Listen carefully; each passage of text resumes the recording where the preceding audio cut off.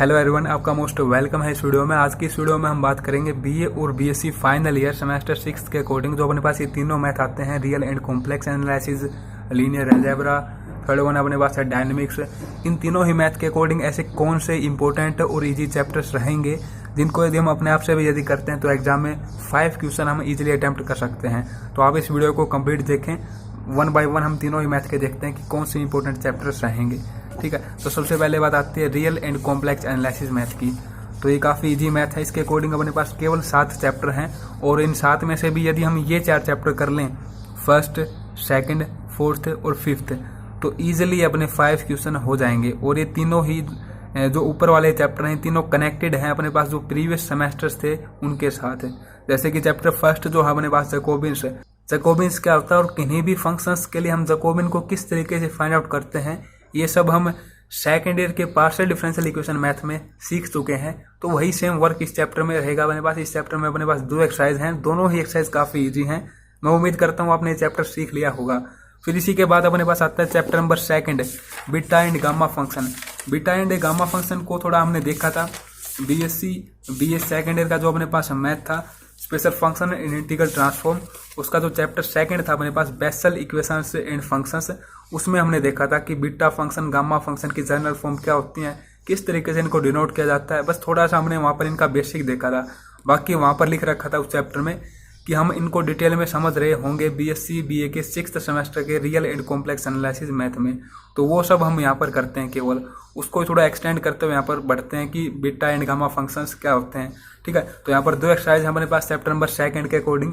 First exercise में तो normal काम अपने पास बीटा फंक्शन की अपने पास क्वेश्चंस मिलेंगे। उन क्वेश्चंस को कुछ इस तरीके से दिया जाएगा अपने पास, इनको हमें कन्वर्ट करना है, ट्रांसफॉर्म करना है एक तरीके से।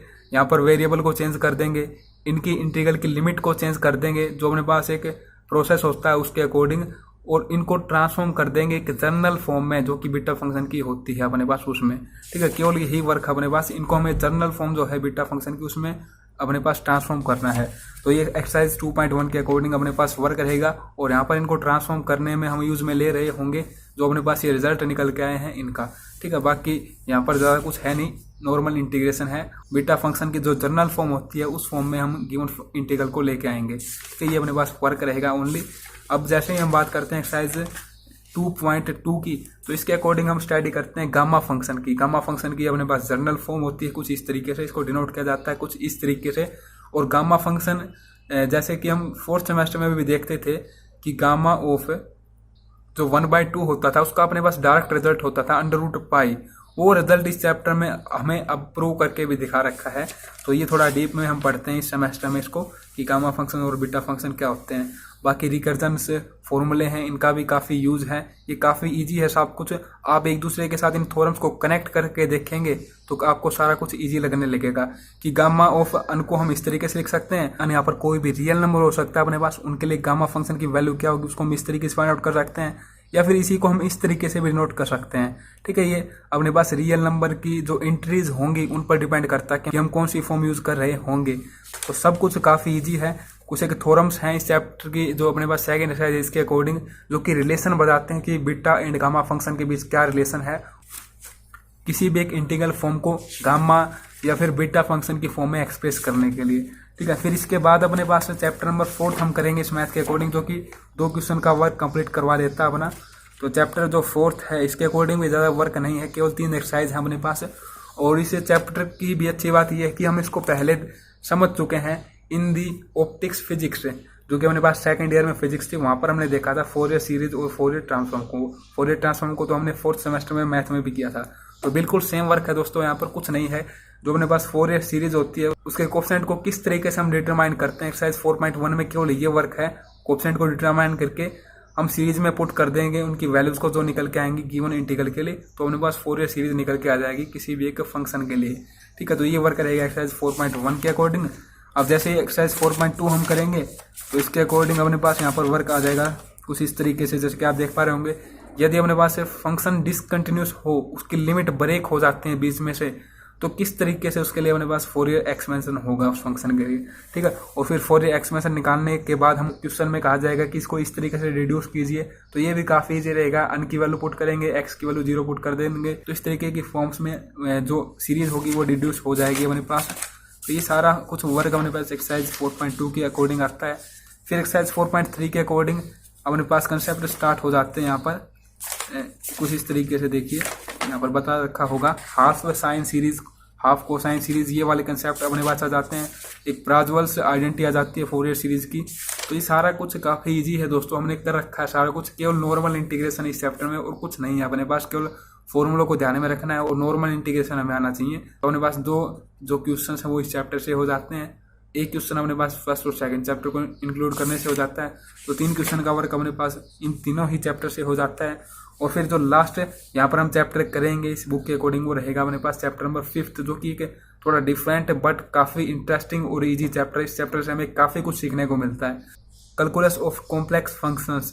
तो ये चैप्टर काफ़ी इंटरेस्टिंग और इजी चैप्टर है, इसको भी आप देखेंगे तो काफ़ी इजी चैप्टर। देखिए इसमें कुछ भी नया नहीं है अपने पास, जो हमने अपसाइल एंड डेल्टा डेफिनेशन या फिर जो भी हम डिफरेंशिएशन, कंटिन्यूटी, डिफरेंशिएबिलिटी, ये सारा कुछ जो वर्क करते हैं वही है यहाँ पर कॉम्प्लेक्स फंक्शंस के अराउंड। और इसके अलावा अपने पास इस चैप्टर में कुछ नया नहीं है अपने पास, जो हम पहले कर चुके हैं उन्हीं को मिक्स करते हुए कंप्लीट कैलकुलस का ये चैप्टर यहाँ पर दिया गया है।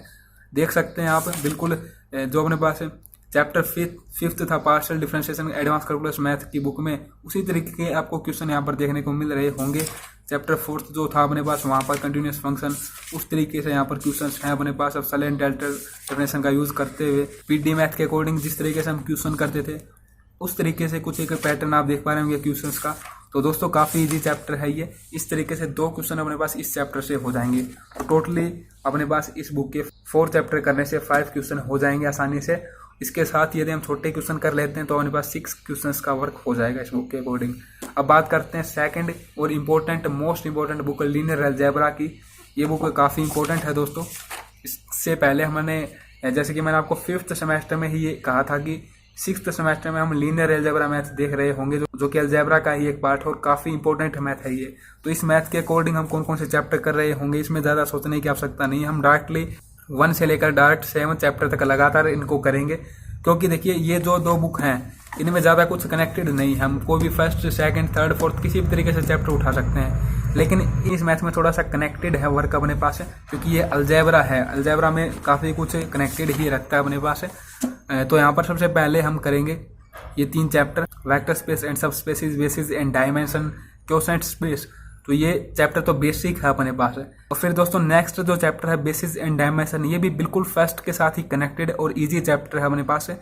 ये काफ़ी इजी है, इस पर मैंने काफ़ी नोट्स वगैरह बना रखे हैं। अगर आपने मेरे को व्लॉगर पर अभी तक फॉलो नहीं किया तो आप वहाँ पर फॉलो कर सकते हैं। वहाँ पर मैं इस तरीके के नोट्स वगैरह डालता रहता हूँ। जैसे कि मैं आपको दिखा देता हूँ, लीनियर अलजेब्रा के लिए मैंने कुछ एक चैप्टर्स के नोट्स बनाए हैं यहाँ पर इस तरीके से। ये देखिए जैसे कि वेक्टर स्पेस यहाँ से स्टार्ट हो जाता है, और ये वेक्टर स्पेस की बेसिक जानकारी है जो कि इस बुक से थोड़ा अलग है, क्योंकि इस बुक में काफ़ी कुछ उलझा रखा है लीनियर अलजेब्रा को, और बट यहाँ पर काफ़ी इजी तरीके से लिखा गया है। तो एक बार आप इनकी रीडिंग ले लेंगे तो भी आप अच्छे तरीके से लीनियर अलजेब्रा को समझ पाएंगे, इन चैप्टर्स को क्लियर कर पाएंगे। तो यहाँ पर दोस्तों बेसिस एंड डायमेंशन की बात करें तो ये अपने पास यहाँ पर रहेगा बेसिस एंड डायमेंशन। ये देखिए यहाँ से स्टार्ट हो जाता है बेसिस एंड डायमेंशन। बेसिस अपने पास एक तरीके से स्मॉलेस्ट स्पैनिंग सेट होता है।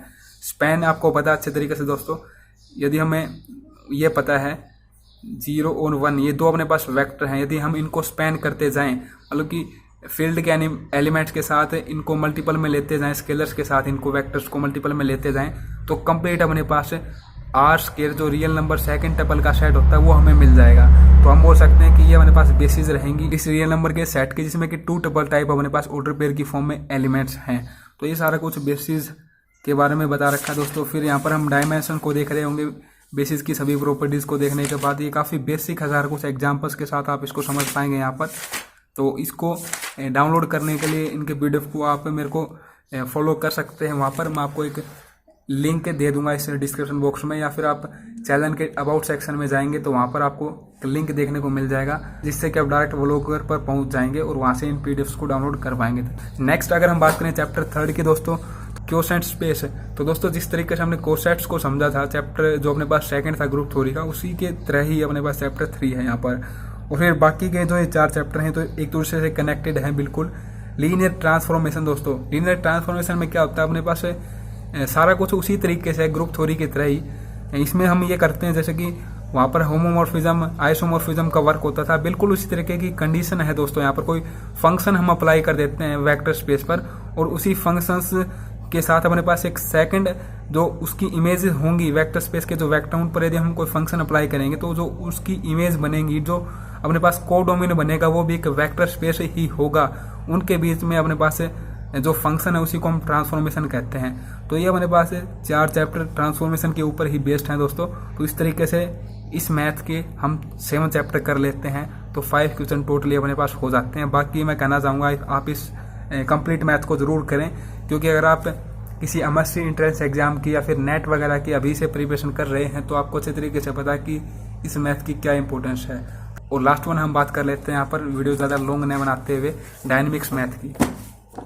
तो दोस्तों डायनेमिक्स मैथ में बिल्कुल वही वर्क है जिस तरीके से रियल एंड कॉम्प्लेक्स एनालिसिस में था। कोई भी चैप्टर ज़्यादा कनेक्टेड नहीं है तो हम किसी भी तरीके से स्टार्ट कर सकते हैं। बाकी लीनियर अलजेब्रा में लगभग कनेक्टेड चीज़ें हैं, ठीक है।